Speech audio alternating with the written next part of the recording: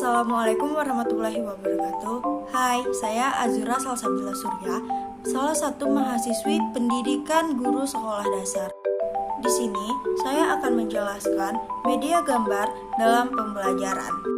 Apa itu media gambar? Media gambar adalah suatu media visual yang hanya bisa dilihat saja, akan tetapi tidak mempunyai unsur audio atau suara. Media gambar juga dapat diartikan sebagai segala sesuatu yang bisa diimplementasikan secara visual dalam wujud dua dimensi sebagai pemikiran atau curahan yang beragam. Contohnya seperti film, lukisan, potret, dan sebagainya. Selanjutnya, jenis-jenis media gambar. Jenis media gambar dalam pembelajaran dapat dibagi menjadi 7, yaitu sebagai berikut. Yang pertama, kartun. Kartun adalah suatu media gambar yang unik untuk mengemukakan sebuah gagasan atau ide. Kedua, yaitu komik. Komik adalah suatu media gambar yang unik selain kartun. Perbedaannya, komik mempunyai karakter yang memerankan cerita dalam urutan-urutan. Yang ketiga, poster. Poster adalah media gambar dalam bentuk ilustrasi yang disederhanakan. Keempat, gambar fotografi. Gambar fotografi ialah media gambar yang dibuat dengan cara diambil gambarnya dengan sebuah alat digital seperti kamera HP, kamera digital, atau lain sebagainya. Yang kelima, grafik. Grafik adalah media gambar yang berguna untuk penyajian data dalam bentuk angka-angka. Grafik memberikan informasi inti dari sebuah data. 6. Diagram. Diagram merupakan gambaran yang digunakan untuk menunjukkan atau menerangkan suatu data yang disajikan.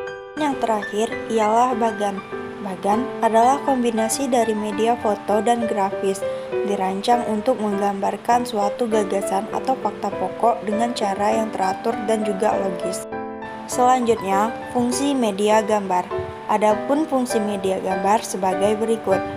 Fungsi kompensatoris, fungsi kognitif, fungsi afektif, dan fungsi atensi.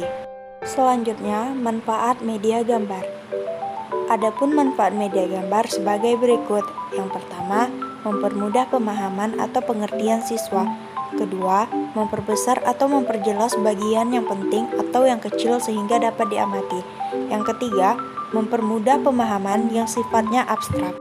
Yang keempat, memunculkan daya tarik pada diri siswa. Yang kelima, menyingkat suatu uraian informasi yang diperjelas dengan kata-kata mungkin membutuhkan uraian panjang. Selanjutnya, macam-macam media gambar. Yang pertama, benda grafis, yaitu suatu gambar atau visual yang penampilannya tidak diproyeksikan. Yang kedua, model, merupakan benda 3 dimensi yang dalam hal representasi dari benda yang sebenarnya, misalnya mobil-mobilan, rumah-rumahan, dan sebagainya. Yang ketiga, realita, ialah benda-benda nyata yang dipakai sebagai bahan belajar, contohnya pemandangan dari alam dan lain-lainnya. Yang keempat, display, merupakan bahan dari pameran ataupun display yang dipasang di tempat tertentu. Selanjutnya, syarat media gambar. Adapun syaratnya yaitu ukuran relatif, sederhana, harus autentik, gambar sebaiknya mengandung perbuatan atau gerak untuk mencapai tujuan pembelajaran. Gambar hendaklah bagus dari sudut seni dan sesuai dengan tujuan pembelajaran yang ingin dicapai. Gambar yang tersedia perlu digunakan sebaik-baiknya untuk mencapai tujuan pembelajaran. Yang terakhir adalah kelebihan dan kekurangan media gambar. Kelebihan media gambar. Gambar dapat mengatasi batasan ruang dan waktu. Kedua, sifatnya konkret. Gambar lebih realistis menunjukkan pokok masalah dibandingkan dengan media verbal semata.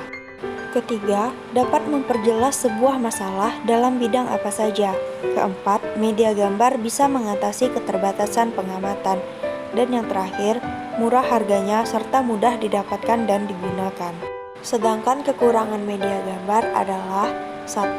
Gambar berada yang terlalu kompleks, kurang efektif dalam kegiatan pembelajaran. 2. Gambar menekankan persepsi indera mata. 3. Ukurannya sangat terbatas untuk kelompok besar.